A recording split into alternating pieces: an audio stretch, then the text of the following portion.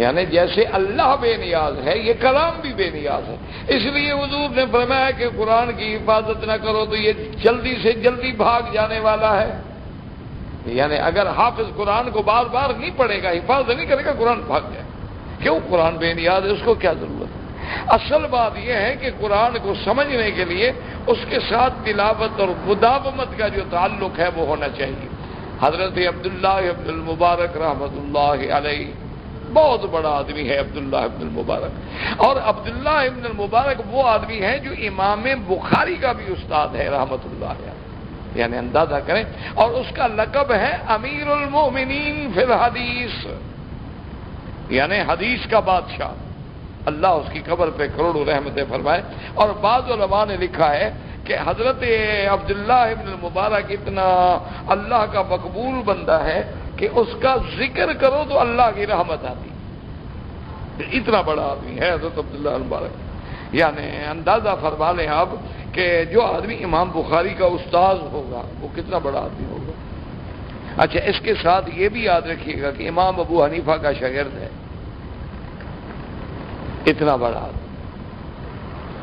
امام بخاری کا استاد ہے، لیکن امام ابو حنیفہ رحمۃ اللہ علیہ کا شاگرد رحمۃ اللہ علیہ. اللہ ان کی قبر پہ کروڑوں رحمتیں فرمائے. تو وہ فرماتے ہیں کہ ایک دفعہ میں سفر پہ جا رہا تھا شام کی طرف، مسجد اقصی کی طرف. تو میں نے دیکھا کہ ایک عورت ہے اور بڑھیا ہے اور اکیلی ایک درخت کے کنارے پہ نیچے درخت کے نیچے بیٹھی ہوئی ہے.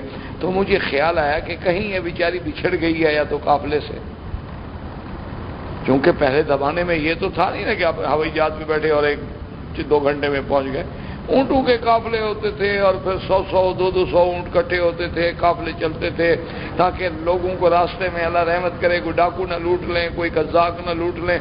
اور پھر ضروریات ہیں زندگی کے بھول جائیں، پانی، دکھ، سکھ، تکلیف، تو قافلے چلتے تھے. تو حضرت عبداللہ مبارک فرماتے ہیں کہ میں نے جا کے جب اس بی بی سے پوچھا کہ اماں جان کیا نام ہے آپ کا، کون ہے؟ اللہ اکبر. وہ کہتے ہیں کہ اس بوڑھی نے پتہ ہے کیا جواب، کہتی وَاذْكُرْ فِي الْكِتَابِ مریم. بتا دیا کہ میرا نام مریم. پوچھا کہاں سے آئی ہو، کہاں جا رہی ہو؟ فرماتی ہے من المسجد الحرام الى المسجد الاقصی، یعنی مسجد حرام سے مسجد اقصی کی طرف جا رہی. میں نے کہا اماں جان تمہارے بیٹے بھی ہیں؟ کہتی ہاں. المال والبنون زینت الحیات الدنیا. میں نے پوچھا کہ اماں جان تیرے بیٹوں کا نام کیا ہے؟ فرمایا الحمدللہ الذی وہب لی علی الکبر اسماعیل و اسحاق. فرماتے ہیں میں حیران ہو گیا کہ میں کوئی بات کرتا ہوں ماں سوا قرآن کے وہ بات ہی نہیں کرتی. اچھا، اب میں نے دیکھا کہ قافلے کے کافی لوگ آ رہے تھے تو میں نے سمجھا کہ شاید اس کے بھی بیٹے ڈھونڈتے ڈھونڈتے اماں کے پاس آ رہے ہوں.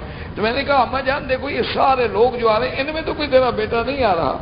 تو کہنے لگی وَعَلَامَاتٍ وَبِالنَّجْمِ هُمْ يَهْتَدُونَ. جیسے دور سے ستارے پہچانے جاتے ہیں ایسے دور سے میرے بیٹے بھی پہچانے جاتے ہیں. ان میں نہیں ہے میرا بیٹا کوئی. تو اب فرماتے ہیں کہ میں نے کہا کہ اماں جان اچھا ایسا کریں کہ آپ میرا اونٹ قبول فرما لیں اور اونٹ کی سواری بھی قبول فرما لیں اور میں ہی آپ کی خدمت کروں گا. اس کے بعد وہ فرماتے ہیں کہ میں نے اس سفر میں یعنی وہاں سے لے کر مسجد اقصی تک سفر کیا ہے. اگر پانی ضرورت ہے، کھانا ضرورت ہے، اترنا ہے، پردہ ہے، بات ہے، اس بی بی نے ماں سوا اللہ کے قرآن کے بات نہیں کی. کہتے ہیں کہ جب میں مسجد اقصی پہنچا تو اس کے بیٹے انتظار میں کھڑے تھے اور بیٹے جب آتے ہیں وہ بیٹے بھی قرآن پڑھ کے بات کر رہے ہیں. تو میں نے ان سے کہا بھی اللہ کے بندو یہ کیا بات ہے تمہارے سننے؟ کہا کہ دیکھو قرآن کہتے ہیں کہ ما یلفظ من قول الا لدیہ رقیب عتید، کہ جب آدمی کی زبان سے کوئی ایک لفظ نکلتا ہے تو اللہ نے نگران رکھے ہوئے ہیں، فرشتے رکھے ہوئے ہیں، لکھ رہے ہیں، محفوظ کر رہے ہیں.